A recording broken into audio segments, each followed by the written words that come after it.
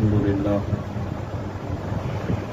لله الحنان المنان والمجد والفضل والكرم والامتنان فاطر السماء بأشد البنيان الذي كل يوم هو في شأن خالق الإنس والجان أما بعد فأعوذ بالله من الشيطان الرجيم بسم الله الرحمن الرحيم ذلك الكتاب لا ريب فيه صدق الله العظيم وبلغنا رسوله النبي الأمين المتين الكريم ونحن على ما قال ربنا لمن الشاهدين والشاكرين والذاكرين والحمد لله رب العالمين. غوث اعظم بمنے بے سروسانہ مدد ابن دی مدد کعبہ ایما مدد بگرداب ولا استاد کشتی مدد کن یا محی الدین چشتی پادری امنا رہے یا غوث اعظم می زنم بند شیخ احمد رضا خان خطب عالم می زنم. آئیے ہم اور آپ سب سے پہلے انتہائی عقیدت و محبت کے ساتھ اپنے اور ساری کائنات کے مرکز عقیدت حضور رحمت للعالمین شفیع المذنبین طٰہٰ و یاسین مالک رقاب نازش حق آسماں سیاح لامکہ عرب کے سورج عجم کے چاند اللہ کے پیارے ٹوٹے ہوئے دلوں کے سہارے آقائے نامدار مدنی تاجدار دونوں عالم کے مالک و مختار جناب محمد رسول اللہ صلی اللہ تبارک و تعالی علیہ وسلم کی بارگاہ عالی مرتبت میں ہدیہ درود و سلام پیش کرنے کی سعادتیں حاصل کریں. پڑھیں اللہم صلی علی سیدنا و نبینا و مولانا محمد کما تحب و ترضى صلی علیہ صلاۃ و سلام علیک یا رسول اللہ صلی اللہ تعالی علیہ وسلم. اللہم نور قلوبنا بتلاوۃ القرآن وزين أخلاقنا بتلاوة القرآن ونبر قلوبنا بتلاوة القرآن ونبر بيوتنا بتلاوة القرآن ونبر قبورنا بتلاوة القرآن. اللہ بگرامی حاضرین محفل السلام علیکم ورحمۃ اللہ تعالی وبرکاتہ.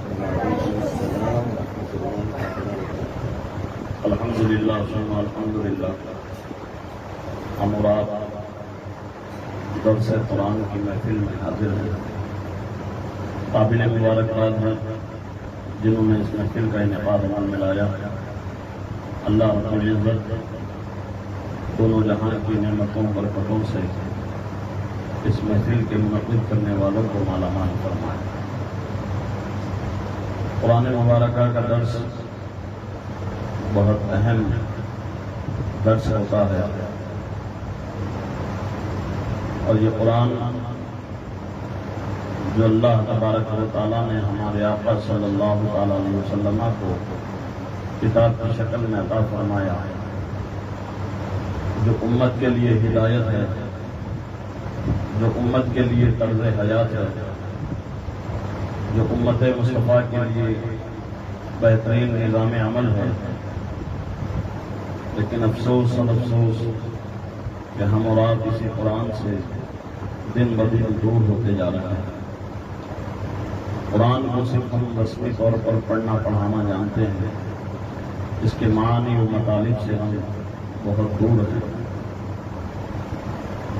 رسمی طور پر ہمارے گھروں میں قرآن کھلتا ہے، پھر وہ یا تو طاق کی زینت ہوتا ہے یا پھر لحاف میں لپیٹ کر ہم اس کو ادب کے ساتھ رکھ کر دیتے ہیں، لیکن پھر کبھی اس کو کھولنے کی ہمیں توفیق نصیب نہیں ہوتی. ہر مسلمان کے گھر میں قرآن عظیم موجود ہوتی ہے، لیکن اس کو کھول کر پڑھیں، معنی و مطالب کو سمجھیں، قرآن ہمیں کیا درس دے رہا ہے، کیا پیغام دے رہا ہے، اس کو کبھی ہم معلوم کرنے کی کوشش نہیں کی. ڈاکٹر اقبال کہتے ہیں، ان کے شعر کا مفہوم ہے کہ ہمارے یہاں کا ماحول تو اس قدر ہو گیا ہے کہ ہم اگر کسی کی موت کا وقت قریب ہو اور وہ حلق میں پھنسی ہوئی ہو تو اس کو دنیا سے رخصت کرنے کے لیے، اس کی روح کو آسانی سے نکالنے کے لیے ہم اور آپ سورہ یاسین کی تلاوت کو کرتے ہیں۔ اے انسان، تو موت کے لیے قرآن کو پڑھا ہے، کتنا اچھا ہوتا کہ اس قرآن کو اس لیے پڑھتا تجھے تاکہ زندگی نصیب ہو جاتا۔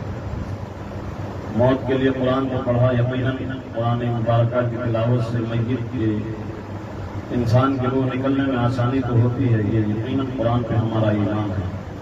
ہم اور آپ قرآن کو اس طور پر بھی جانتے اور پہچانتے ہیں کہ قرآن کے الفاظ کو اگر پڑھ کر کسی مریض پر دم کر دیا جائے تو اللہ اس کو شفا بھی عطا کر دیتا ہے۔ ہم اور آپ قرآن کو اس طور پر بھی جانتے ہیں کہ کسی دکان میں، مکان میں، فیکٹری میں، کمپنی میں حصول برکت کے لیے پڑھا جاتا ہے تو یقیناً اس سے برکتیں نصیب ہوتی ہیں۔ ہم قرآن کو اس طور پر بھی جانتے ہیں کہ میت کے پاس پڑھیں گے تو اس کو انسیت بھی ہوتی ہے، لیکن ہم قرآن کا اصلی مقصد جو ہے، جس کو پڑھنا، سمجھنا، جس پر عمل کرنا، یہ مقصد اصلی کو ہم ختم کر چکے ہیں۔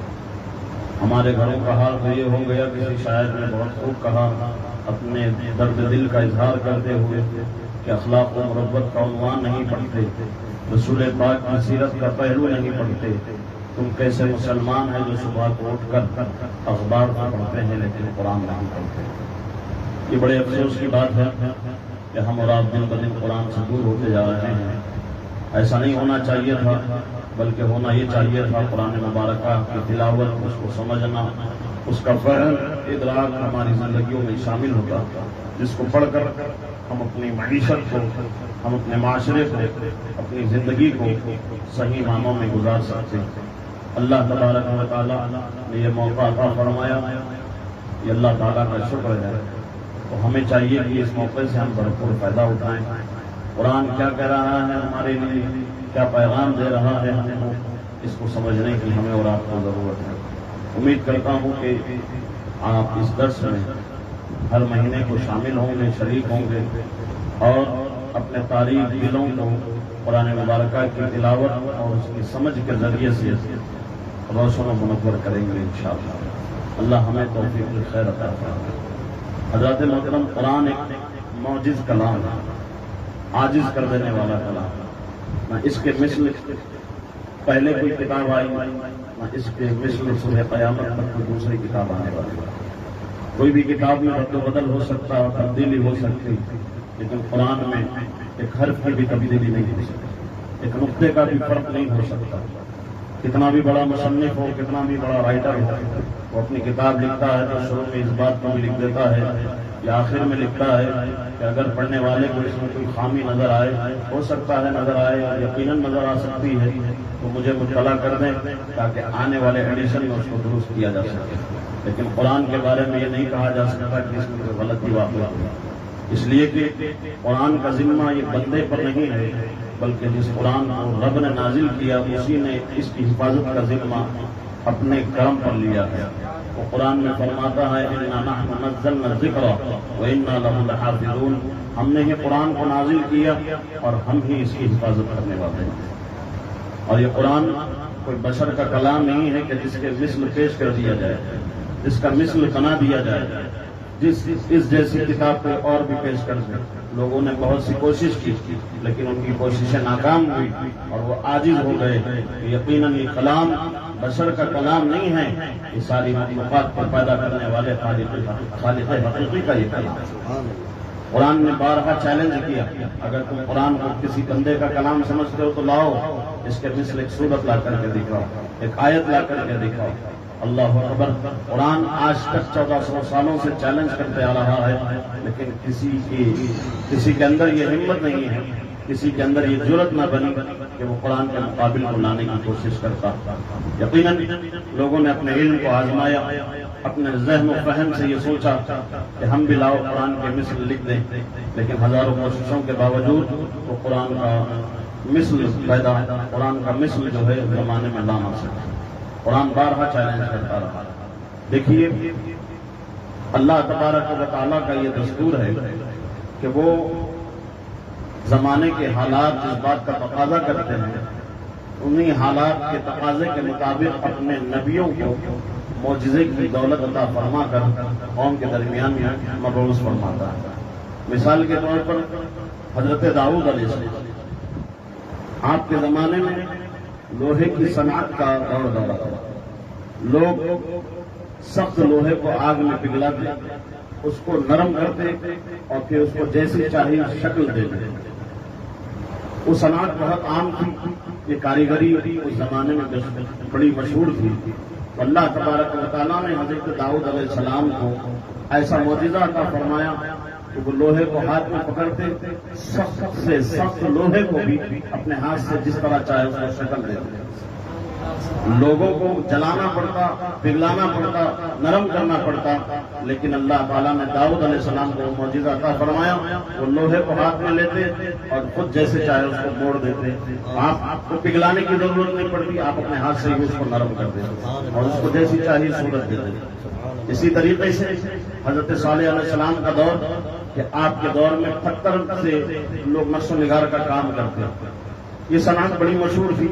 اس زمانے میں لوگ پتھر کو تراش کر مختلف صورتیں دے دیتے تھے، لیکن اللہ تعالیٰ نے حضرت صالح علیہ السلام کو وہ معجزہ عطا فرمایا کہ آپ بند پتھر سے زندہ اٹھنے کو برآمد کریں. زمانہ عاجز ہو گیا اس کے ذریعے سے. تو زمانہ جس بات کا بھی تقاضا کرتا ہے، اللہ تعالیٰ اپنے نبی کو وہ معجزہ عطا کر کے بھیجتا کہ زمانے والے سمجھتے کہ ہم بھی اس میں ماہر ہیں، لیکن اللہ تعالیٰ نبیوں کے ذریعے سے ایسے معجزے کا صدور فرما دیتا کہ دنیا عاجز ہو کے رہ جائے. اسی طریقے سے حسن یوسف علیہ السلام کا زمانہ، حسن کے بڑے چرچے، ہر گلی میں عشق کے چراغ جلنے لگے تو اللہ تعالیٰ نے حسن کا وہ آفتاب و ماہتاب بنا کر کے یوسف علیہ السلام کو پیدا کیا کہ سارا حسن ان کے سامنے مان پڑ رہا ہے. یہ یوسف علیہ السلام کا موجودہ. اسی طریقے سے حضرت موسیٰ علیہ السلام کا زمانہ. آپ کے زمانے میں جادوگری عام تھی. ہر گلی کوچوں میں جادوگر ملتے اور ہر گھر میں جادوگری کا فن سیکھا جاتا. لیکن اللہ تبارک و تعالیٰ نے موسیٰ علیہ السلام کو معجزے کے طور پر عصا عطا فرمایا. وہ بظاہر ایک لکڑی ہے، اسی لکڑی سے آپ ٹیک بھی لیتے ہیں، اسی لکڑی سے آپ بکریوں کو ہانکتے بھی ہیں، اسی لکڑی سے دوسرے کام بھی کرتے ہیں. پھر وقت آنے پر دشمن کے مقابلے میں وہی لکڑی کو زمین پر پھینکتے تو وہ بہت بڑا اژدہا بن جاتا. اور بڑے بڑے موٹے رسے جو آپ کے مقابلے میں ڈالے جاتے وہی عصا اژدہا بن کر ان ساری رسیوں کو نگل بھی لیتا. اور یہ عصا پھر آپ اٹھاتے تو عصا ہی رہتا، اژدہا ختم ہو جاتا، نہ پھر 1 انچ بڑھتا نہ 1 انچ موٹا ہوتا، جو کرتا ہوں ویسے ہی موجود ہوتا. یہ موسیٰ علیہ السلام کا معجزہ ہے. اسی طریقے سے حضرت عیسیٰ علیہ السلام کے دور میں علم طب کے ماہرین زیادہ تھے.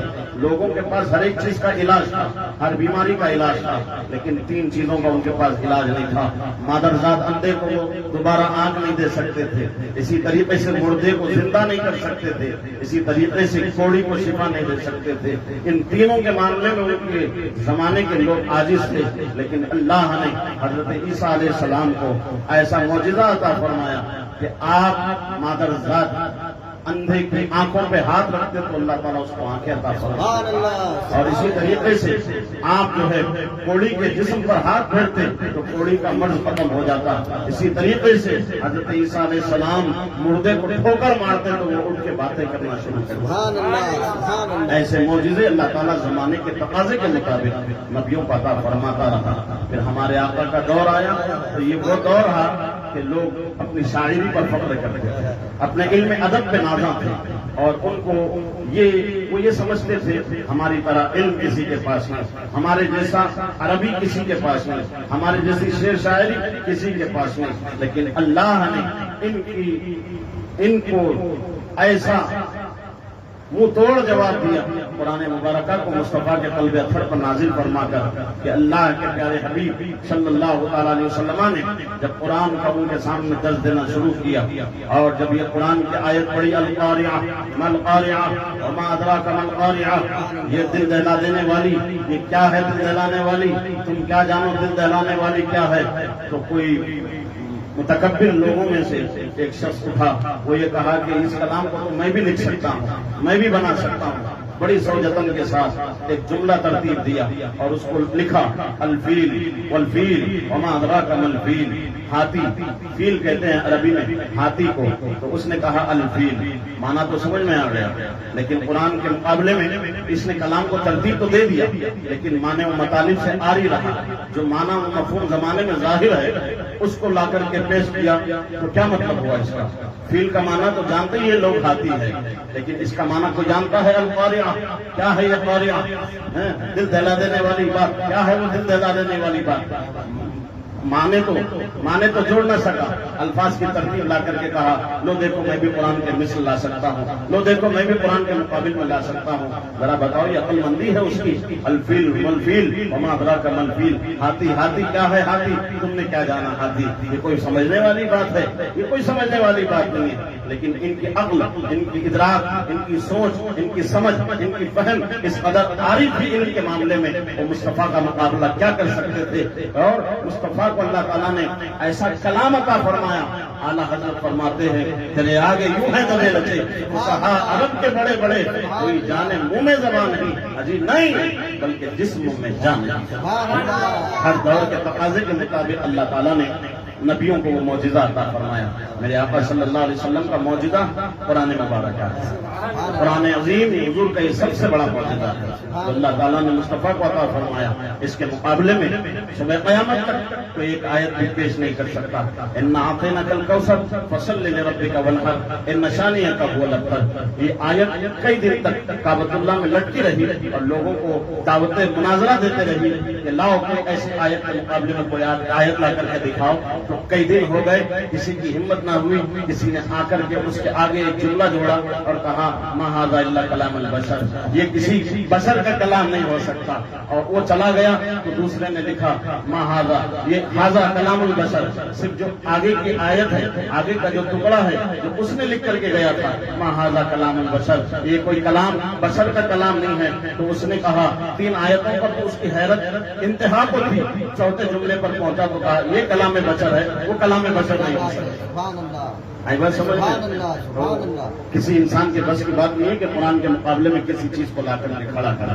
قرآن ایک ایسا عظیم معجزہ اللہ تعالیٰ نے مصطفیٰ کو عطا فرمایا، اس کے آگے کسی کی کوئی جرأت، کسی کی ہمت نہیں ہو سکتی کہ اس کے مقابلے میں کسی چیز کو پیش کرے۔ اس کی عظمت و شان کا عالم یہ ہے پیارے ہمارے اولیاء کرام کی زندگی آپ دیکھیں تو حضرت جنید بغدادی رضی اللہ تبارک و تعالیٰ ایک بستہ، ایک پیٹھی دے کر کے اپنے مرید سے کہتے لے جا اس کو دریائے دجلہ میں ڈال کیا۔ وہ مرید تھا اور اس سے آپ نے کہا تھا کھول کے نہیں دیکھنا اس میں کیا، لے جا ڈال کیا۔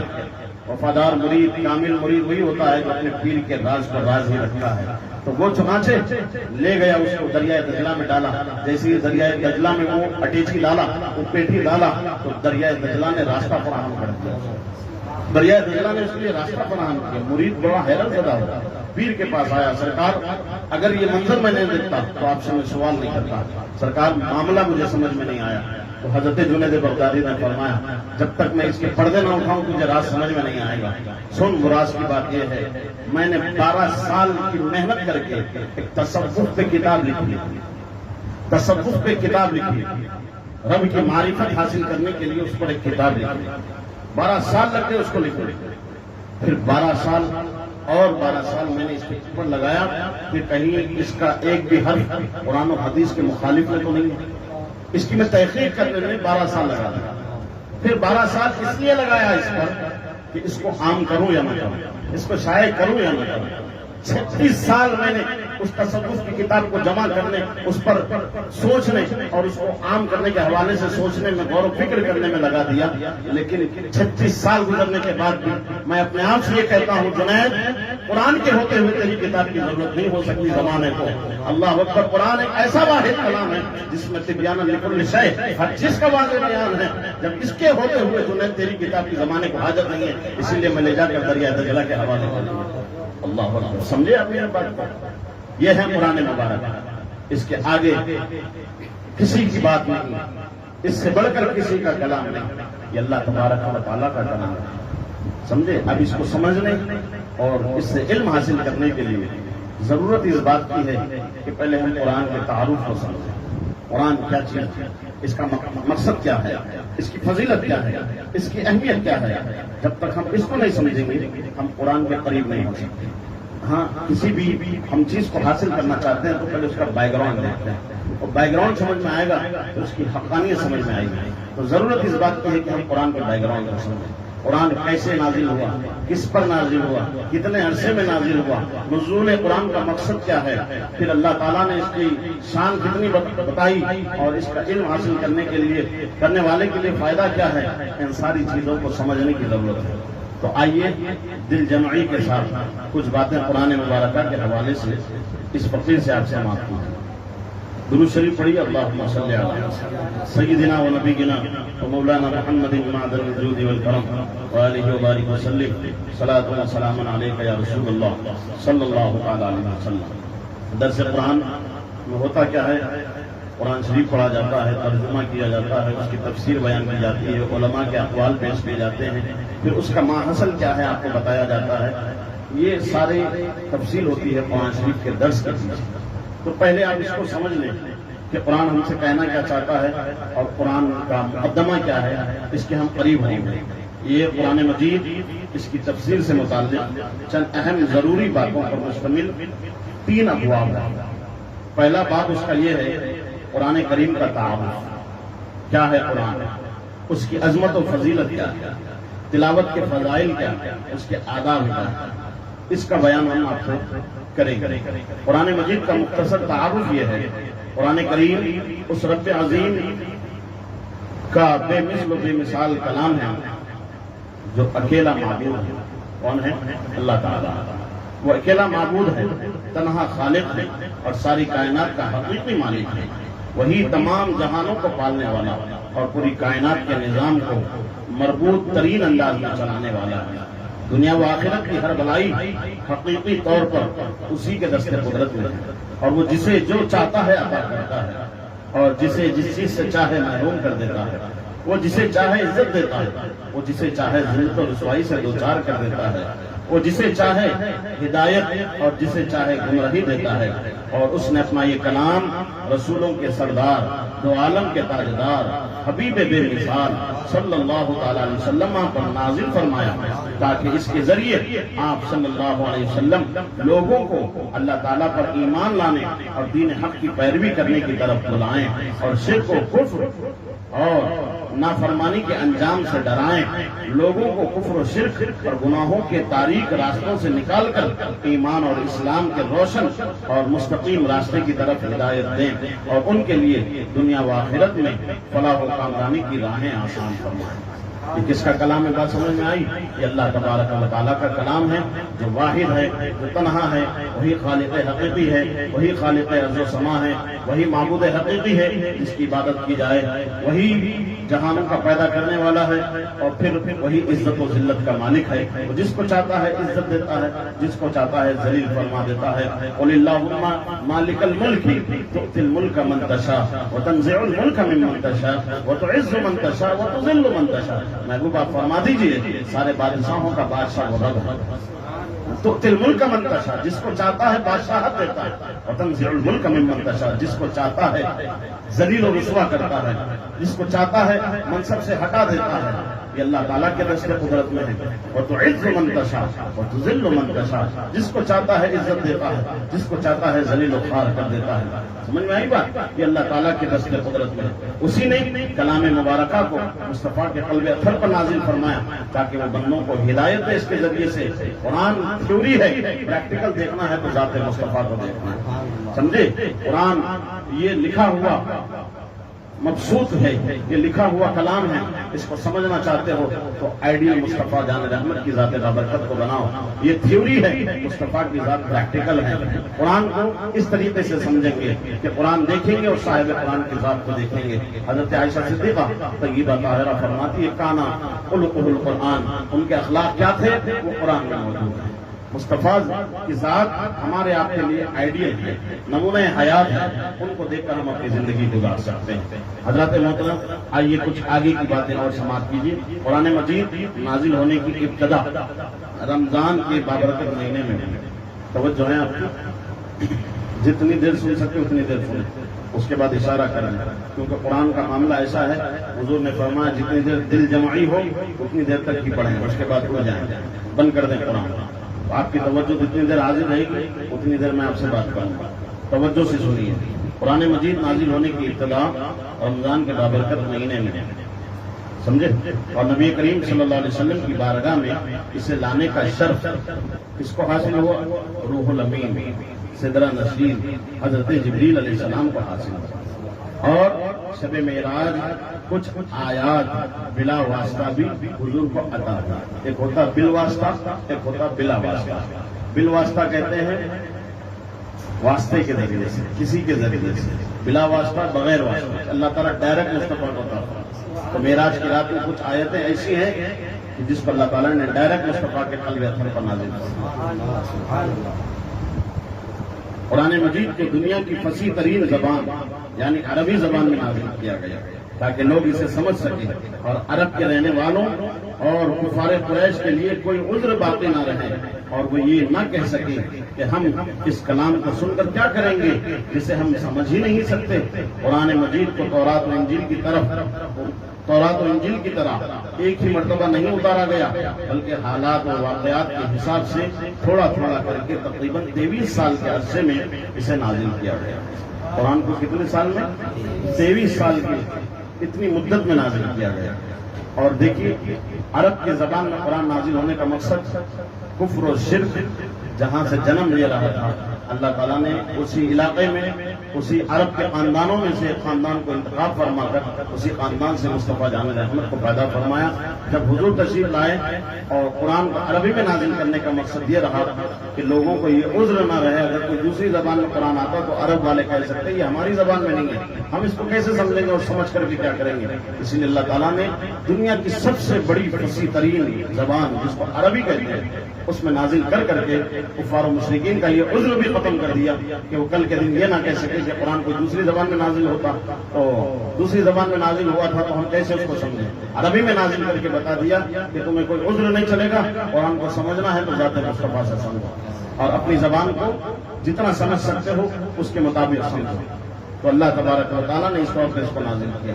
اور توریت و انجیل کا معاملہ یہ تھا کہ اس کو ایک بار ہی نازل فرما دیا، لیکن قرآن کو تدریج بتدریج دھیرے دھیرے وقت کے حساب سے حالات جس بات کا تقاضا کرتے اس حساب سے آہستہ آہستہ 23 سال کے عرصے میں قرآن کو تھوڑا تھوڑا کر کے اللہ تعالیٰ نے نازل فرمایا تاکہ اس کے احکام پر عمل کرنا مسلمانوں پر بھاری نہ پڑے، اور نبی کریم صلی اللہ علیہ وسلم کے قلب اطہر کو مضبوطی حاصل ہو۔ اور یہ اللہ تعالیٰ کا اپنے حبیب صلی اللہ علیہ وسلم کی امت پر بہت بڑا احسان ہے۔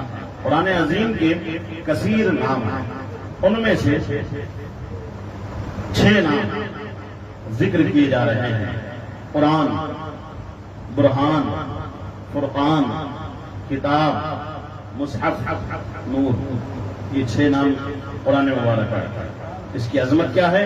اللہ فرماتا ہے اللہ تعالیٰ نے جو عظمت و شان قرآن مجید کو عطا کی ہے وہ کسی اور کلام کو حاصل نہیں ہے۔ یہاں اس کی 5 آیتوں کے ذریعے سے میں اس کی شان بتانا آپ سے چاہتا ہوں۔ اللہ تعالیٰ قرآن میں فرماتا ہے، قرآن میں کریم اللہ تعالیٰ کی واضح دلیل اور اس کا نازل کیا ہوا نور ہے۔ ارشاد ربانی ہے، یا ایھا الناس قد جاءکم برہان من ربکم وانزلنا الیکم نورا مبینا۔ ترجمہ سنیے، اے لوگوں بے شک تمہارے پاس تمہارے رب کی طرف سے واضح دلیل آ گئی اور ہم نے تمہاری طرف روشن نور نازل کیا۔ قرآن کیا ہے؟ نور ہے، روشنی ہے، ہدایت کا سامان۔ دوسری جگہ اللہ تعالیٰ فرماتا ہے، دیکھیے اس کی شان کیا ہے، اللہ تعالیٰ کے علاوہ اور کوئی اس کلام کو اپنی طرف سے نہیں بنا سکتا۔ چنانچہ اللہ تعالیٰ ارشاد فرماتا ہے، وما كان هذا القرآن ان يفترى من دون الله ولكن تصديق الذي بين يديه وتفصيل الكتاب لا ريب فيه من رب العالمین۔ ترجمہ سنیے، اور اس قرآن کی یہ شان نہیں کہ اللہ کے نازل کیے بغیر کوئی اسے اپنی طرف سے بنا لے، سمجھے؟ ہاں، یہ اپنے سے پہلی کتابوں کی تصدیق ہے اور لوح محفوظ کی تفصیل ہے، اس میں کوئی شک نہیں ہے کہ رب العالمین کی طرف سے تمام جن و انس مل کر اور ایک دوسرے کی مدد کر کے بھی قرآن عظیم جیسا کلام نہیں لا سکتے۔ یہ قرآن کا چیلنج ہے۔ چنانچہ ارشاد ربانی ہے قل لئن اجتمعت الانس والجن على ان يأتوا بمثل هذا القرآن لا يأتون بمثله ولو كان بعضهم لبعض ظهيرا. ترجمہ سنیے، تم فرماؤ اے حبیب اگر آدمی اور جن سب اس بات پر متفق ہو جائیں، جمع ہو جائیں کہ اس قرآن کی مانند اس قرآن کی طرح لے آئیں تو اس کا مثل نہ لا سکیں گے، اگرچہ ان میں ایک دوسرے کا مددگار ہو. یعنی سب مل کر کے ایک دوسرے کی مدد کر کے سر جوڑ کر کے بھی بیٹھ جائیں اور لانا چاہیں تو وہ ہرگز اس کے مقابل میں کوئی کلام نہیں لا سکتے. قرآن شریف کی واضح طور پر جو ہے حجت ہے، دلیل ہے، اور جو ہے قرآن شریف للکار رہا ہے. یہ قرآن باطل کی رسائی سے دور ہے اور اس کے پاس کسی طرف سے باطل نہیں آ سکتا. جیسے اللہ تعالیٰ ارشاد فرماتا ہے لا یأتیہ الباطل من بین یدیہ ولا من خلفہ تنزیل من حکیم حمید. باطل اس کے سامنے اور اس کے پیچھے کسی طرف سے بھی اس کے پاس نہیں آ سکتا. کیا مطلب؟ اللہ تعالیٰ جس کی قسمت میں ایمان نہیں رکھا تو وہ چاہتے ہوئے بھی اس کو سمجھ نہیں سکتا، حاصل نہیں کر سکتا، اس سے فائدہ نہیں اٹھا سکتا. کسی طرف سے بھی آ کر کے اس کو نقصان پہنچانا چاہے وہ نہیں پہنچا سکتا. وہ قرآن اس کی طرف سے نازل کیا ہوا ہے جو حکمت والا ہے اور تعریف کے لائق ہے. 5ویں آیت آپ سنیے، یہ کلام سیدھا اور مستقیم ہے، اس میں کسی قسم کی کوئی کجی ٹیڑھا پن نہیں ہے بلکہ نہایت معتدل اور مصالح عباد پر مشتمل کتاب ہے. چنانچہ اللہ تعالیٰ ارشاد فرماتا ہے الحمدللہ الذی انزل علی عبدہ الکتاب ولم یجعل لہ عوجا قیما لینذر بأسا شدیدا من لدنہ ویبشر المؤمنین الذین یعملون الصالحات ان لہم اجرا حسنا. ترجمہ سماعت کریں. تمام تعریفیں اس اللہ کے لیے ہے جس نے اپنے بندے پر کتاب نازل فرمائی اور اس میں کوئی ٹیڑھا پن نہ رکھا، لوگوں کی مصلحتوں کو قائم رکھنے والی نہایت معتدل درمیانی کتاب تاکہ اللہ کی طرف سے سب عذاب سے ڈرائیں اور اچھے اعمال کرنے والے مومنوں کو خوشخبری دے، ان کے لیے اچھا ثواب ہے. آئی بات سمجھ میں نے جو آیت درمیان میں پڑھی اس کے حوالے سے بھی ذکر ہے. یہ محفوظ کتاب ہے، اس میں کسی قسم کی کوئی تبدیلی نہیں ہو سکتی کیونکہ اس کی حفاظت کا ذمہ خود اللہ تعالیٰ نے لے لیا ہے. چنانچہ ارشاد فرماتا ہے انا نحن نزلنا الذکر وانا لہ لحافظون. بے شک ہم نے اس قرآن کو نازل کیا اور بے شک ہم خود اس کی حفاظت کرنے والے ہیں. آئی بات سمجھ میں آتی ہے. ایسی مختلف آیتیں ہیں جس کے ذریعے سے قرآن کی اہمیت کو بتایا جا سکتا ہے. وقت میں اتنی گنجائش نہیں کہ ساری آیتوں کو میں یہاں ذکر کروں. آئیے قرآن مبارکہ کے فضائل پر مشتمل چند باتیں سماعت کیجیے. احادیث میں قرآن مجید کی بہت فضائل بیان کیے گئے ہیں، ان میں سے 3 حدیثیں درج ذیل ہیں، اس کو سماعت کیجیے. حضرت علی المرتضیٰ کرم اللہ تعالی وجہہ الکریم سے روایت ہے تاجدار رسالت صلی اللہ علیہ وسلم نے ارشاد فرمایا ان قریب ایک فتنہ برپا ہوگا. میں نے عرض کیا رسول اللہ صلی اللہ تعالی علیہ وسلم اس سے بچنے کا کیا طریقہ ہوگا؟ آپ صلی اللہ علیہ وسلم نے ارشاد فرمایا اللہ تعالیٰ کی کتاب جس میں تمہارے اگلوں تمہارے پچھلوں کی خبریں ہیں اور تمہارے آپس کے فیصلے ہیں. قرآن فیصلہ کن ہے اور یہ کوئی مذاق نہیں ہے. جو ظالم اسے چھوڑ دے گا اللہ تعالیٰ اسے تباہ کر دے گا اور اس کے غیر میں ہدایت ڈھونڈے گا اللہ تعالیٰ اسے گمراہ کر دے گا. آئی بات سمجھ میں؟ قرآن ہی ہدایت کا سامان ہے. اس کے علاوہ کہیں اور ہدایت تلاش کرو گے اللہ تعالیٰ کے پیارے حبیب فرماتے وہ گمراہ ہو جائے گا. سمجھے؟ جو ظالم اسے چھوڑ دے گا اللہ اسے تباہ کر دے گا اور اس کے غیر میں ہدایت ڈھونڈنے والے کو اللہ گمراہ کر دے گا. وہ اللہ تعالیٰ کی مضبوط رسی اور وہ حکمت والا ذکر ہے، وہ سیدھا راستہ ہے. قرآن وہ ہے جس کی برکت سے خواہشات بگڑتی نہیں اور جس کے ساتھ دوسری زبانیں مل کر اسے مشتبہ و مشکوک نہیں بنا سکتی. جس سے علماء سیر نہیں ہوتے، جو زیادہ دوراننے سے پرانا نہیں پڑتا، جس کے عجائبات ختم نہیں ہوتے. قرآن ہی وہ ہے کہ جب اسے جنات نے سنا تو یہ کہے بغیر نہ رہ سکے کہ ہم نے عجیب قرآن سنا ہے جو اچھائی کی رہبری کرتا ہے تو ہم اس پر ایمان لے آئے. جو قرآن کا قائل ہو وہ سچا ہے، جس نے اس پر عمل کیا وہ ثواب پائے گا، جو اس کے مطابق فیصلہ کرے گا وہ منصف ہوگا اور جو اس کی طرف بلائے گا وہ سیدھی راہ کی طرف بلانے والا ہوگا. یہ حدیث پاک اتنی طویل ہے. دیکھیے یہ قرآن ہے. بڑے بڑے لوگ اس کو ختم کرنے کی باتیں کی، بانی اسلام کا خاتمہ کر دیں گے، نہ اسلام کو بڑھنے دیں گے نہ اسلام کو پھیلنے دیں گے. یہ قرآن ہے عاجز کر دینے والا کلام. بڑے بڑے طاقتور اس کے آگے سرنگو ہو جاتے ہیں. وہ دور یاد نہیں تھا آپ کو کہ جب نکلنے والے نکلے تھے ننگی تلوار لے کر دھوپ کے وقت میں، آج بانی اسلام کا خاتمہ کر دوں گا، لیکن جب جانتے ہیں آپ سورہ طٰہٰ کی چند ہی آیتیں پڑھی تھی کہ دل پگھل گیا، ارادے بدل گئے، پلاننگ چینج ہو گئی، اور کہا ساتھی سے کہ مجھے گلے میں توق ڈال کر مجرم بنا کر مصطفیٰ کی بارگاہ میں لے جاؤ، میں کلمہ پڑھنا چاہتا ہوں، مسلمان ہونا چاہتا ہوں۔ قرآن کی چند آیتیں بڑے بڑے سخت کافروں کے دلوں کو بھی موم بنا بنا۔ صدیق اکبر رضی اللہ تعالیٰ جب قرآن پڑھتے تو کفار کے بچے، کفار کی عورتیں، کفار کانوں میں انگلیاں ٹھوستے تھے کہ قرآن ایسا عاجز کرنے والا کلام ہے، اگر ہم اس کو سنیں گے تو ہمارا دل پگھل جائے گا اور ہم اسلام کا کلمہ پڑھنے پر مجبور ہو جائیں گے۔ سمجھے آپ؟ یہ قرآن میں اللہ تعالیٰ نے تاثیر دی۔ حضرت ابو سعید خدری رضی اللہ تعالیٰ روایت کرتے ہیں، رسول اللہ صلی اللہ علیہ وسلم نے فرمایا، اللہ تعالیٰ ارشاد فرماتا ہے، جس کو قرآن نے میرے ذکر اور مجھ سے سوال کرنے سے مشغول رکھا، اسے میں اس سے بہتر دوں گا جو مانگنے والوں کو دیتا ہے۔ قرآن پڑھتے رہو، مانگنے کی ضرورت نہیں پڑے گی، اللہ تعالیٰ عطا کرتا ہے۔ سبحان اللہ۔ اور کلام اللہ کی فضیلت دوسرے کلاموں پر ایسی ہے جیسے اللہ عز و جل کی فضیلت اس کی مخلوق پر۔ سمجھے؟ یہ کلام اللہ، یہ اس کی شان ہے۔ حضرت عبداللہ ابن عمر رضی اللہ تعالیٰ عنہما سے روایت ہے، رسول کریم صلی اللہ علیہ وسلم نے ارشاد فرمایا، قیامت کے دن قرآن کو ایک شخص کی صورت عطا کی جائے گی، پھر اسے ایک ایسے شخص کے پاس لایا جائے گا جو قرآن کا عالم ہونے کے باوجود اس کے حکم کی مخالفت کرتا ہے۔ اللہ اکبر۔ قرآن اس کی مخالفت کرتے ہوئے کہے گا، اے میرے رب، اس نے میرا علم حاصل کیا لیکن یہ بہت برا عالم ہے، اس نے میری حدود کی خلاف ورزی کی، میرے فرائض کو ضائع کیا، میری نافرمانی میں لگا رہا اور میری اطاعت کو چھوڑ دیا۔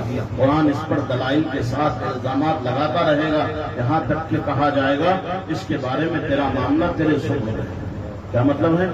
اللہ تعالیٰ قیامت کے دن قرآن کو ایک انسانی شکل عطا کرے گا، رب کی بارگاہ میں آ کر کے اس عالم کے بارے میں الزام لگائے گا دلائل کی روشنی میں کہ وہ عالم ہے جو قرآن تو پڑھا تھا لیکن عمل نہیں کرتا، پڑھاتا تھا لیکن عمل نہیں کرتا، اس سے بے تعلقی کرتا تھا، اس کو کبھی کھول کر نہیں دیکھتا تھا، نافرمانی میں لگا رہتا تھا، تیری اطاعت کو چھوڑ دیا تھا۔ جب قرآن شکایت کرے گا رب کی بارگاہ میں تو اللہ تعالیٰ فرمائے گا قرآن سے، اب تیرے ذمہ کرم پر ہے، اس کے ساتھ جو چاہے کرے گا۔ تو قرآن انسانی شکل میں اس بندے کو پکڑ کر لے جائے گا، جہنم میں ڈالے گا۔ دیکھو آگے حضور فرماتے ہیں، قرآن اس کا ہاتھ پکڑ کر لے جائے گا یہاں تک کہ اسے جہنم میں ایک چٹان پر اوندھے منہ گرا دے گا۔ پھر قرآن کو ایسے نیک شخص کے پاس لایا جائے گا جو قرآن کا عالم تھا اور اس کے حکم کی بجا آوری کرتا رہا۔ قرآن اس کے بارے میں کہے گا، اے میرے رب، اس نے میرا علم حاصل کیا اور یہ بہترین عالم ہے، اس نے میری حدود کی حفاظت کی، میرے فرائض پر عمل کیا، میری نافرمانی سے بچتا رہا اور میری اطاعت کرتا رہا۔ قرآن دلائل کے ساتھ اس کی حمایت کرتا رہے گا یہاں تک کہ کہا جائے گا اس کے بارے میں تیرا معاملہ تیرے ہی سپرد ہے۔ قرآن اس کا ہاتھ پکڑ کر اسے لے جائے گا اور اسے موٹے ریشم کا حلہ پہنائے گا، اس کے سر پر بادشاہی کا تاج سجائے گا اور اسے جنتی شراب کی جام پلائے گا۔ سبحان اللہ، سمجھے؟ قرآن پر عمل کرنے والے کے لیے عالم صرف وہ نہیں جو درس نظامی پڑھ کر کے علم حاصل کر لیں، ہر وہ عالم جاننے والا یہاں مراد ہے۔ قرآن کو پڑھیں، سمجھنے کی کوشش کی، سمجھنے کے بعد اس پر عمل نہیں کیے تو وہ بھی عالم کے زمرے میں آئے گا، جاننے والا ہو کر کے انجان بنا رہا، اس کے ساتھ بھی یہ حشر ہوگا۔ آپ یہ سیکھنا سمجھنا کہ مولانا کے ساتھ ہے، آپ درس قرآن میں حاضر ہیں، آپ کے سامنے قرآن کا درس دیا جا رہا ہے، آپ علم حاصل کر رہے ہیں، اب تک جو نہیں معلوم تھا نہیں معلوم تھا، اب تک جہالت میں گزرا وقت گزر گیا، ابھی بھی وقت ہے سچی توبہ کر کر کے اسلام کی طرف لوٹ آئیں، اپنے دین کو سمجھنے کی کوشش کریں۔ قرآن آپ سے کیا باتیں کرنا چاہتا ہے ذرا اس کو سمجھیں اور اس کو پڑھ کر کے معلومات حاصل کریں اور اپنی زندگی کو اس کے مطابق گزارنے کی کوشش کریں۔ اگر ایسا نہیں کریں گے تو قرآن انسانی شکل میں قیامت کے دن آئے گا، اللہ تعالیٰ سے ساری آپ کی شکایت کرے گا، آپ کو لے جا کر کے جہنم میں ڈالے گا۔ اللہ ہمیں اور آپ کو محفوظ رکھے۔ قرآن حکیم کا مقصد کیا ہے؟ اس کو نازل کرنے کا مقصد کیا ہے؟ یہ بھی قرآن کی روشنی میں آپ سماعت کیجیے.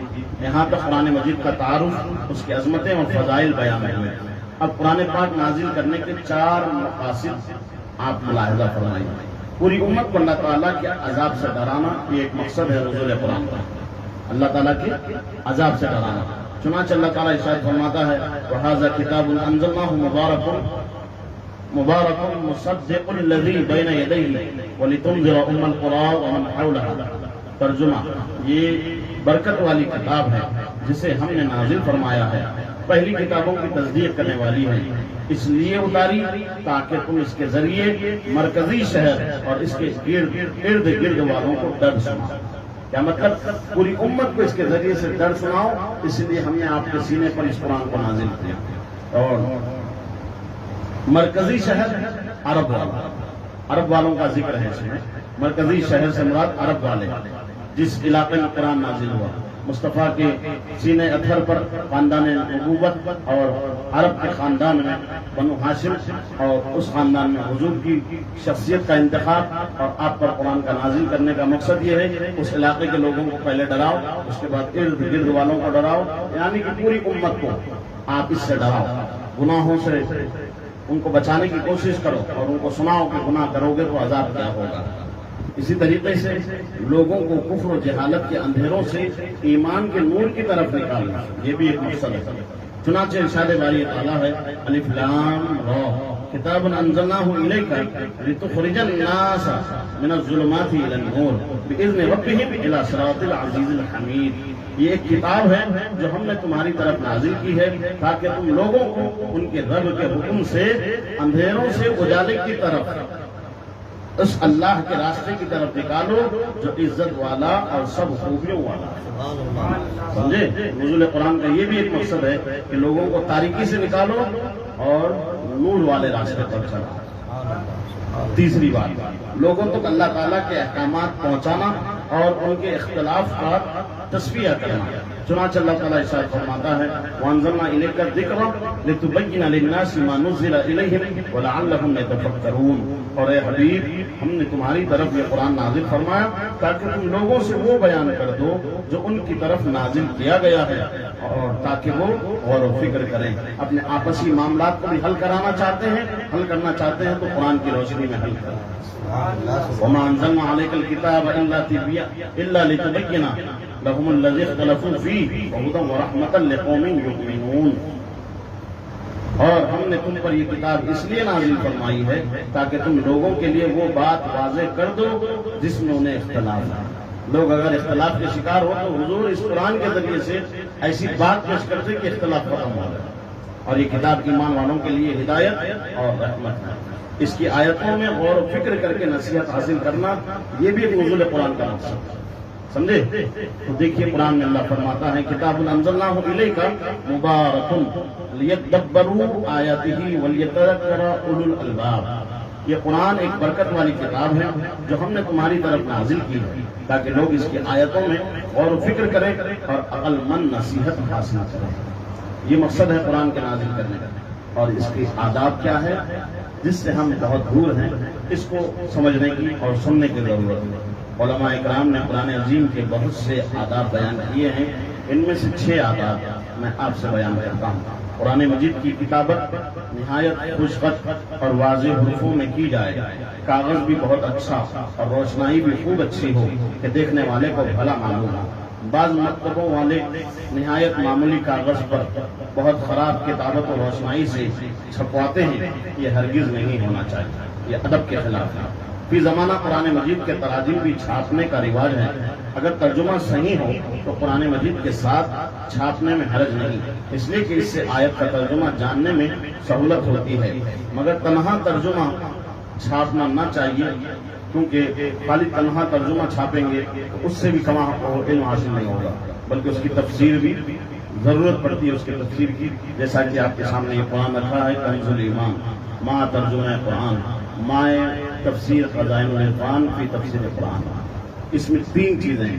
ایک تو قرآن ہے، اس کا ترجمہ ہے، پھر اس کی تھوڑی تھوڑی وضاحت ہے. اس کے بغیر آپ نہیں سمجھ سکتے. تو یہ ہمارے علماء کا ہم پر کتنا بڑا احسان ہے. آپ ذرا دیکھیے اتنی آسان کر کے اللہ تعالیٰ کے کلام کو آپ کے سامنے پیش کیا. لیکن کتنے افسوس کی بات یہ بھی ہوگی کہ جس کو آسانی کے ساتھ ہمارے سامنے پیش کیا گیا پھر بھی ہم اس سے فائدہ نہیں اٹھا. یہ بہت افسوس کی بات ہے. تو اس موقع سے آپ کو بھرپور فائدہ اٹھانا چاہیے. قرآن مجید کا حجم چھوٹا کرنا مکروہ ہے. یعنی کہ آج کل بعض مکتبوں والے تعویذی قرآن مجید چھپواتے ہیں جن کا قلم اتنا باریک ہے کہ پڑھنے میں بھی نہیں آتا, بلکہ گلے میں لٹکانے کے لیے بھی قرآن پاک نہ چھپوایا جائے کہ اس کا حجم بھی بہت کم ہوتا ہے. لکھت بہت کمزور ہوتی ہے, کتابت بہت چھوٹی چھوٹی ہوتی ہے, اس کی وجہ سے پڑھنے میں سمجھنے میں دشواری ہوتی ہے. تو اس سے بھی منع کیا گیا, یہ بھی ادب کے خلاف ہے. قرآن مجید پرانا بوسیدہ ہو گیا, اس قابل نہ رہا کہ اس میں تلاوت کی جائے, اور یہ اندیشہ ہے کہ اس کے اوراق منتشر ہو کر ضائع ہوں گے تو کسی پاک کپڑے میں لپیٹ کر احتیاط کی جگہ دفن کر دیا جائے, اور دفن کرنے میں اس کے لیے لحد بنائی جائے, قبر بنائی جائے, تاکہ اس پر مٹی نہ پڑے, یا اس پر تختہ لگا کر چھت بنا کر مٹی ڈالے کہ اس پر دوسری مٹی نہ پڑے. مصحف شریف بوسیدہ ہو جائے تو اس کو جلانا نہ چاہیے, جلایا نہ جائے. سمجھے یہ قرآن شریف کا ادب ہے. ہمارے پاس قرآن بوسیدہ ہوتا ہے تو لے جاتے ہیں, چھلوں کے پاس رکھ دیتے, جھنڈوں کے پاس رکھ دیتے, اور وہ سمجھتے کہ ہمارا حق ادا ہوگا. نہیں, وہاں سے اگر بےدبی ہوئی تو اس کے ذمہ دار آپ. وہ چھلا اس لیے نہیں بنایا جاتا کہ جو بوسیدہ ہو گیا وہ لا کر کے وہاں رکھا, بلکہ آپ کی ذمہ داری ہے. جو قرآن پڑھنے کے قابل نہ رہا, بوسیدہ ہو گیا اور آپ منتشر ہو رہے ہیں, تو اس کے لیے حکم یہ ہے کہ جگہ خرید کر اس کے لیے قبر کی جیسی جگہ خریدتے ہیں, اس کے لیے جتنی جگہ کی ضرورت ہوتی ہے اس جگہ کو خریدیں, دفن کریں اور اس کو قبر نما بنائیں تاکہ لوگ بے ادبی کے طور پر اس پر قدم نہ رکھیں. یہ حکم ہے, جلانے کا حکم نہیں ہے, بہانے کا حکم نہیں ہے, بلکہ دفنانے کا حکم ہے. یہ بھی ادب ہے قرآن شریف کا, اس کو بھی ذہن میں رکھیں. قرآن مجید کے آداب میں سے یہ بھی ہے کہ اس کی طرف پیٹ نہ کی جائے, نہ پاؤں پھیلایا جائے, نہ پاؤں کو اس سے اونچا کرے, نہ یہ کہ خود اونچی جگہ پر ہو اور قرآن مجید نیچے ہو. یہ سب ادب کے خلاف ہے, ایسا بھی نہیں ہونا چاہیے. قرآن مجید کو جزدان و غلاف میں رکھنا ادب ہے. صحابہ و تابعین رضی اللہ تعالیٰ عنہ اجمعین کے زمانے سے اس پر مسلمانوں کا عمل ہے. قرآن شریف کی تلاوت کرنے اور پڑھانے کے فضائل بہت زیادہ ہوگا. کچھ اور باتیں آپ سن لیجئے, بات میں ختم کرنا. قرآن شریف کی تلاوت کرنے اور پڑھانے کے فضائل, یہ بھی ضروری ہے. قرآن مجید کی تلاوت کرنے اور پڑھانے کے بہت سے فضائل ہیں. چنانچہ اللہ تعالیٰ ارشاد فرماتا ہے, ان الذین یتلون کتاب اللہ واقاموا الصلاۃ وانفقوا مما رزقناہم سرا وعلانیۃ یرجون تجارۃ لن تبور لیوفیہم اجورہم ویزیدہم من فضلہ انہ غفور شکور. بے شک وہ لوگ جو اللہ کی کتاب کی تلاوت کرتے ہیں اور نماز قائم رکھتے ہیں اور ہمارے دیے ہوئے رزق میں سے پوشیدہ اور علانیہ طور پر کچھ ہماری راہ میں خرچ کرتے ہیں, وہ ایسی تجارت کے امیدوار ہیں جو ہرگز تباہ نہ ہوگی, تاکہ اللہ انہیں ان کے ثواب بھرپور دے اور اپنے فضل سے اور زیادہ عطا کرے. بے شک وہ بخشنے والا, قدر فرمانے والا ہے. اور حدیث میں اس کی جو فضائل بیان ہوئے ہیں ان میں سے 3 آپ سماعت کیجیے. حضرت عثمان غنی رضی اللہ عنہ سے روایت ہے, نبی کریم صلی اللہ علیہ وسلم نے ارشاد فرمایا, تم میں سے بہتر وہ شخص ہے جو قرآن سیکھے اور دوسروں کو سکھائے. حضرت ابو امامہ رضی اللہ تعالیٰ عنہ سے روایت ہے, حضور نور صلی اللہ علیہ وسلم نے ارشاد فرمایا, قرآن پڑھو کیونکہ وہ قیامت کے دن اپنے اصحاب کے لیے شفیع ہو کر آئے گا. قرآن پڑھو تاکہ وہ قرآن تمہاری قیامت کے دن شفاعت کرنے والا ہو. حضرت ابو عبیدہ رضی اللہ تعالیٰ عنہ سے روایت ہے, رسول کریم صلی اللہ علیہ وسلم نے ارشاد فرمایا, اے قرآن والو, قرآن کو تکیہ نہ بناؤ, یعنی سستی اور غفلت نہ برتو, اور رات اور دن میں اس کی تلاوت کرو جیسا تلاوت کرنے کا حق ہے, اور اس کو پھیلاؤ اور تغنی کرو, یعنی اچھی آواز سے پڑھو, یا اس کا معاوضہ نہ لو, اور جو کچھ اس میں ہے اس پر غور کرو تاکہ تمہیں فلاح ملے, کامیابی ملے. اس کے ثواب میں جلدی نہ کرو کیونکہ اس کا ثواب بہت بڑا ہے. تمہیں کم وقت میں زیادہ حاصل کرنا اور یہ سمجھنا کہ ثواب کی نیت سے ہم پڑھ رہے ہیں, صرف اتنا ہی نہ, کرتے رہو تلاوت, پڑھتے رہو قرآن, اس کا ثواب بہت بڑا ہے. آئی بات سمجھ میں؟ چل قرآن مجید حفظ کرنے کے فضائل. یہ قرآن مجید کا حفظ کرنا فرض کفایہ ہے. ایک آدمی خاندان کا, محلے کا اگر حفظ کر لیں تو سب بڑی ذمہ ہے. اس کے آداب کیا ہیں؟ ان میں سے آداب میں سے ایک بات یہ بھی ہے کہ باوضو قبلہ رو اچھے کپڑے پہن کر تلاوت کرے. تلاوت کے شروع میں اعوذ یعنی تعوذ پڑھنا مستحب ہے، اور سورت کی ابتدا میں بسم اللہ پڑھنا سنت ہے. قرآن مجید کو نہایت اچھی آواز سے پڑھنا چاہیے، اور اگر پڑھنے والے کی آواز اچھی نہ ہو تو اچھی آواز بنانے کی کوشش کرے. لہن کے ساتھ پڑھنا کہ حروف میں کمی بیشی ہو جائے جیسے گانے والے کیا کرتے ہیں، یہ ناجائز ہے، بلکہ پڑھنے میں قواعد تجوید کی رعایت بھی ضروری ہے. لیٹ کر قرآن مجید پڑھنے میں حرج نہیں، جبکہ پاؤں سمٹے ہوں اور منہ کھلا ہو. یوں ہی چلنے اور کام کرنے کی حالت میں بھی تلاوت جائز ہے، جبکہ دل نہ بٹے، ورنہ مکروہ ہے. جب قرآن مجید ختم ہو تو 3 مرتبہ قل هو اللہ احد پڑھنا بہتر ہے، اگرچہ تراویح میں ہو. البتہ اگر فرض نماز میں ختم کرے تو ایک بار سے زیادہ نہ پڑھے. مسلمانوں میں یہ دستور ہے کہ قرآن مجید پڑھتے وقت اگر اٹھ کر کہیں جاتے ہیں تو بند کر دیتے ہیں، کھلا ہوا چھوڑ کر نہیں جاتے. یہ ادب کی بات ہے، ہونا چاہیے. مگر بعض لوگوں میں یہ مشہور ہے کہ اگر کھلا ہوا چھوڑ دیا جائے تو شیطان پڑے گا. اس کی اصل نہیں ہے. ممکن ہے کہ اس لیے کہا جاتا ہو کہ بچوں کو اس کے ادب کی طرف توجہ دلائیں، تو یہ اچھی بات ہے. جب بلند آواز سے قرآن مجید پڑھا جائے تو تمام حاضرین پر سننا فرض ہے. کیا ہے؟ فرض ہے، جبکہ وہ مجمع قرآن مجید سننے کی غرض سے حاضر ہے، ورنہ ایک کا سننا کافی ہے، اگرچہ باقی لوگ اپنے کام میں مصروف ہیں. مجمع میں سب لوگ بلند آواز سے پڑھیں یہ حرام ہے. اگر چند شخص پڑھنے والے ہوں تو حکم ہے کہ آہستہ پڑھیں. سمجھ میں آئی بات؟ مجمع میں سب لوگ بلند آواز سے پڑھیں یہ حرام ہے. عام طور پر ہم دیکھتے ہیں حیدرآباد میں اس کا رواج ہے، ختم قرآن پڑھا جاتا ہے زیارت کے موقع پہ، 40ویں کے موقع پہ ختم قرآن پڑھتے ہیں. تو مولانا لا یستوی پڑھنے کے بعد میں سورہ کافرون پڑھتے ہیں، اس کے بعد میں قل هو اللہ احد 3 مرتبہ ہوتا ہے. تو سارا مجمع قل هو اللہ احد اللہ الصمد پڑھتے ہیں. ایسا اجتماعی طور پر آواز سے پڑھنا حرام ہے. ایک پڑھے تو سب کا سننا واجب ہے. سمجھے؟ فَإِذَا قُرِئَ الْقُرْآنُ فَاسْتَمِعُوا لَهُ وَانصِتُوا لَعَلَّكُمْ تُرْحَمُونَ.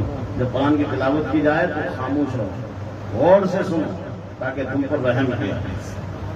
لوگوں کو بتاتے ہیں تو لوگ چڑ جاتے ہیں، ارے مولانا پڑھنے سے روک، پڑھنے سے نہیں روک رہے، بے ادبی ہو رہی اس لیے روک رہے. جب تم پڑھ رہے ہو قل اللہ احد تو وہ کیوں نہیں پڑھتے؟ جب مولانا لا یستوی پڑھتے اس کو کیوں نہیں پڑھتے؟ سورہ فاتحہ کیوں نہیں پڑھتے؟ الف لام میم کیوں نہیں پڑھتے؟ آیت الکرسی کیوں نہیں پڑھتے؟ صرف 3 قل ہی پڑھتے. تو یہ غلط ہے. قرآن مجید اجتماعی طور پر یعنی اجتماع میں پڑھا جا رہا ہے تو ایک پڑھے سب سنیں. سننا اس پہ واجب ہے، نہ کہ پڑھنا واجب ہے. بازاروں میں اور جہاں لوگ کام میں مشغول ہوں بلند آواز سے پڑھنا ناجائز ہے. لوگ اگر نہ سنیں گے تو گناہ پڑھنے والے پر. اگرچہ کام میں مشغول ہونے سے پہلے اس نے پڑھنا شروع کر دیا، اور اگر وہ جگہ کام کرنے کے لیے مقرر نہ ہو تو اگر پہلے پڑھنا اس نے شروع کیا اور لوگ نہیں سنتے تو لوگوں پر گناہ، اور اگر کام شروع کرنے کے بعد اس نے پڑھنا شروع کیا تو اس پر گناہ. بات سمجھ میں آئی؟ یہ کہنا چاہ رہے ہیں کہ بازار میں ہم قرآن مجید پڑھتے ہیں، آواز سے پڑھنا ہے. پہلے پڑھنا آپ نے شروع کیا تو اب بازار والے نہیں سن رہے ہیں تو اس کا گناہ آپ پر ہے. اور بازار والے پہلے سے کام میں مشغول تھے، آپ آ کر کے قرآن شریف شروع کر دیے، اب وہ نہیں سن رہے ہیں تو اس کا گناہ آپ پر. کیا مطلب یہ ہے کہ ان کی توجہ نہ ہو تو آپ نہ پڑھیں، آپ تنہائی میں آہستہ پڑھیں. آپ پڑھ رہے ہیں ان میں سے کسی کی توجہ نہیں ہے تو گناہ آپ پر. سمجھ گئے؟ جو شخص غلط پڑھتا ہو تو سننے والے پر واجب ہے کہ بتا دیں، بشرطے کہ بتانے کی وجہ سے کینہ حسد پیدا نہ ہو. اسی طرح اگر کسی کا مصحف شریف اپنے پاس عاریت ہے، اگر اس پہ کتابت کی غلطی دیکھے تو بتا دینا واجب ہے. کسی کا قرآن آپ لیے اس میں غلطیاں واقع ہے تو اس کو دیتے وقت میں ان غلطیوں کو بتا دینا آپ پر واجب ہے، ضروری ہے. یہ چند باتیں تھیں، میں نوٹ کر کے لایا تھا، آپ کے سامنے ذکر کیا. امید کرتا ہوں کہ آپ میری باتوں کو سمجھے ہوں گے اور اس پر عمل بھی کریں گے انشاءاللہ. تو قرآن شریف کا درس شروع کرنے سے پہلے اس کے قریب آپ کو کرنا میرا مقصد ہے. اور اس کی تفسیر کیا ہے، تفسیر کی تعریف، تفسیر کس کو کہتے ہیں، تفسیر کتنی طرح کی ہوتی ہے، تفسیر میں کیا کیا باتیں ضروری ہوتی ہے، اس کا ذکر آئندہ مہینے میں ہوگا انشاءاللہ. اگر آپ کا شوق باقی رہے تو ہم بھی کوشش کریں گے، آپ بھی کوشش کریں، یہ موقع غنیمت شمار کریں اور اس میں بھرپور فائدہ اٹھاتے ہوئے قرآن شریف کا درس زیادہ لمبا نہیں ہوگا، 1 گھنٹے کا درس ہے. ہاں انشاءاللہ. آپ کی توجہ حاضر رہے گی. 1 گھنٹے کا درس ہوگا. علم دین سیکھنے کی نیت سے آئیں, ٹائم پاس کی نیت سے نہ آئیں, وقت خراب کرنے کی نیت سے نہ آئیں, علم دین حاصل کرنے کی نیت سے. اور آپ کو میں فضیلت سناؤں, حضور فرماتے ہیں جس نے دین کا ایک مسئلہ سیکھ لیا عالم کی صحبت میں بیٹھ کر, رات بھر نفل نماز پڑھنے سے بہتر ہے. سمجھے؟ اب کتنے مسائل آپ کو اتنی دیر میں معلوم, کتنی چیزیں آپ سن لیے قرآن کے حوالے سے. عام محفلوں میں یہ باتیں ہوتی ہیں نہیں ہوتی, تو ایسی محفلیں بہت کم منعقد ہوتی ہیں. تو ارادہ کیا ماشاءاللہ ہمارے پیر بھائیوں نے, اللہ تعالیٰ ان کے ارادوں میں آسانیاں پیدا فرمائیں. تو آپ بھی انشاءاللہ بھرپور کوشش کریں گے آنے کی, اور آپ بھی آئیں, ساتھ میں دوسرے احباب کو بھی لائیں. بڑا مزہ آتا ہے درس قرآن میں. قرآن شریف پڑھیں گے نا, ایک ایک کلام آپ سنتے جائیں گے. اللہ تعالیٰ کیا فرما رہا بندوں سے, طبیعت باغ باغ ہوگا. ہم نے کچھ باتیں ضروری تھی جس کو دیکھ کر بیان کرنا تھا, اس کو میں ضروری سمجھا تھا اس لیے بیان کر دیا. ورنہ ہوتا یہ ہے کہ آنکھوں میں آنکھیں ڈال کر بولا جائے, سامعین کے جذبات و احساسات کو سمجھا جائے, پھر گفتگو ہو تو ان کے دلوں میں باتیں اترتی. میں کتاب میں دیکھتا رہا ہوں, آپ ادھر ادھر دیکھتے رہے تو اس سے باتیں سمجھ میں نہیں آتی. تو اس کو قریب کرنے کے لیے آپ کے ذہن کو میں نے ان باتوں کا ذکر کیا. اب مولا علی فرماتے ہیں جب میں چاہتا ہوں کہ رب سے باتیں کروں تو میں نماز پڑھنے ٹھہر جاتا ہوں, اور جب میں یہ چاہتا ہوں کہ رب مجھ سے باتیں کرے تو میں قرآن پڑھنا شروع کروں. بات سمجھ, ہم قرآن پڑھ رہے ہیں گویا کہ اللہ سے کلام کر رہے ہیں, اللہ سے بات کر رہے ہیں. اللہ تعالیٰ ہم سے کیا کہنا چاہتا ہے ہم اس کو سمجھنے کی کوشش کریں گے انشاءاللہ. امید کرتا ہوں میری باتوں کو آپ دل سے سنے ہوں گے, اس پر عمل کریں گے, ذہن میں محفوظ رکھیں گے انشاءاللہ. اللہ تعالیٰ اس محفل کو قبول فرمائیں. میرے کہنے میں, آپ کے سننے میں جو غلطیاں واقع ہوئی اللہ اس کو معاف فرمائیں. ہمیں درس قرآن کو, ہمارے لیے درس قرآن آسان فرما دے, اس کو سمجھنے کی سوچ اور سمجھ عطا فرمائے. مالک ہمارے ذہنوں کو کشادہ فرما, ہمارے سینوں کو وسیع فرما, ہمارے دلوں کو بقائے نور بنا دے, علم کی شمع ہمارے سینوں میں روشن فرما دے. مالک تلاوت کی برکت سے اس گھر میں رہنے والوں کو خوب برکتیں عطا فرما, خوب رحمتوں سے مالا مال فرما. مولا تبارک و تعالیٰ اس محفل میں حاضر آنے والوں کی جملہ حاجتوں کو غیب سے پوری فرما دے, ہر تمنائیں غیب سے پوری فرما, نیک حاجتیں غیب سے پوری فرما. صحیح معنوں میں مسجد کا نمازی بنا دے, میدان کا غازی بنا دے, قرآن کا قاری بنا دے, کعبے کا حاجی بنا دے, مدینے پاک کا ظاہر بنا دے. مالک ہماری دعاؤں کو اپنے حبیب کے صدقے میں قبول فرما. وصلی اللہ تعالیٰ علیہ خیر خلقہ سیدنا و نبینا و مولانا محمد وعلی آلہ وصحبہ اجمعین برحمتک یا ارحم الراحمین والحمد للہ رب العالمین. لا الہ الا اللہ محمد رسول اللہ.